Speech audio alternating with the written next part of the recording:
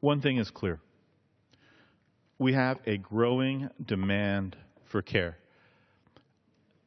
As we draw down from all of the places where we are right now, Afghanistan, for example, as we change the shape of our military going into the future, we will have more and more veterans entering the healthcare system.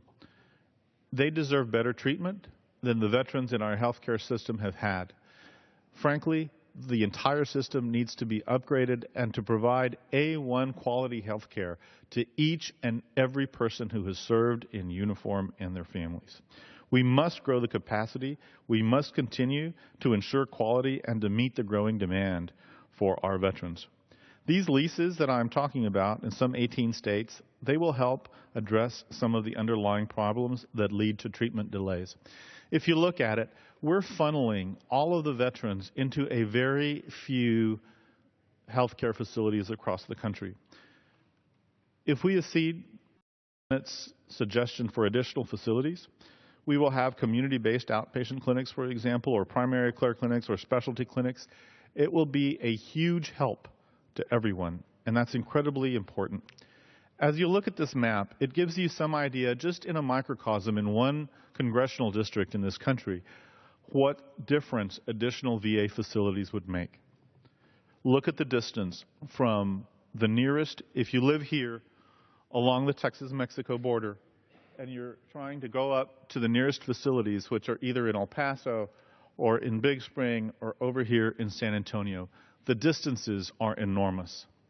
And that is so much to ask of a World War II vet or a Korean War vet who is getting older, who is having to ask for help for somebody to take time off from work to take him for a basic appointment.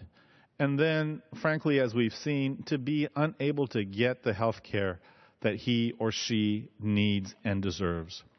There is no part of the population in this country that is more deserving of health care than our veterans who have served in uniform in any conflict, or frankly, even if they haven't been in conflict. They have stepped forward, they have put themselves at the nation's disposal, and they have protected our freedom each and every day that they wore that uniform.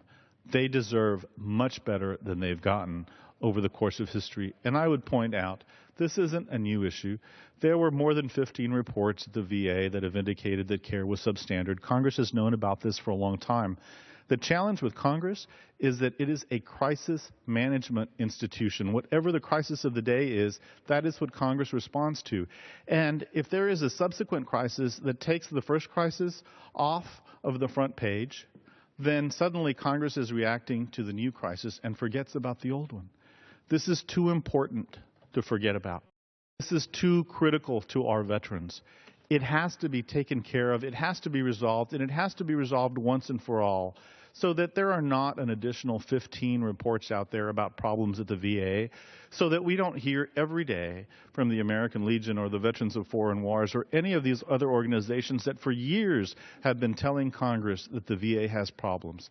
Let's step forward. Let's fix it. Let's fix it now and for all. And we can take that first step as a body, Mr. Speaker and members. We can take that first step as a body by making sure that there are at least 26 new leased facilities across the country that will take care of this issue and that will provide additional service to our veterans across the country.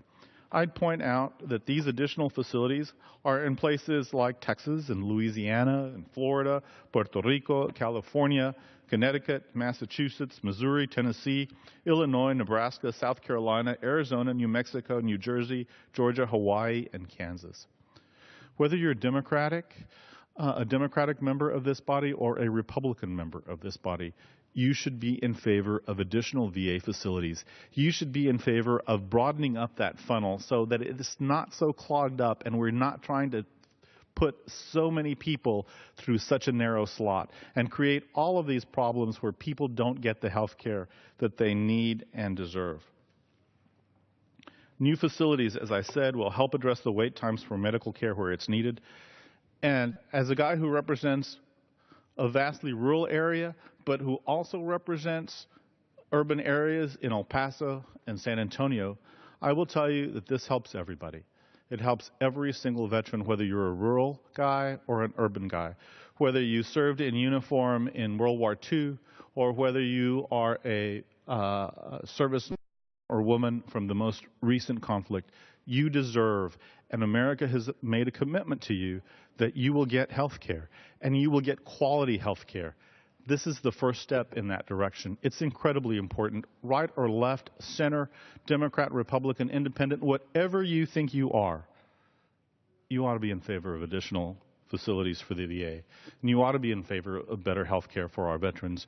And you ought to be in favor of using the Senate language. And frankly, again, I know that there are some members from my colleagues who are from Oklahoma who would like to see additional facilities and would want one in their state. I agree with that too. The more that we can do to help our veterans and to meet our commitment, the more we ought to do. And frankly, we ought to do a lot more than we've been doing. Again, I would move that we instruct the conferees on H.R. 3230, the Veterans Access to Care Through Choices, Accountability, and Transparency Act of 2014, to recede to the Senate provisions on leases for VA facilities under Title VI, Section 601. It's incredibly important, not only to me, not only to the 23rd, but it's important to 435 members of this body, and it's important to every single veteran in every single one of our congressional districts. Thank you, Mr. Speaker, and I yield back the balance of my time.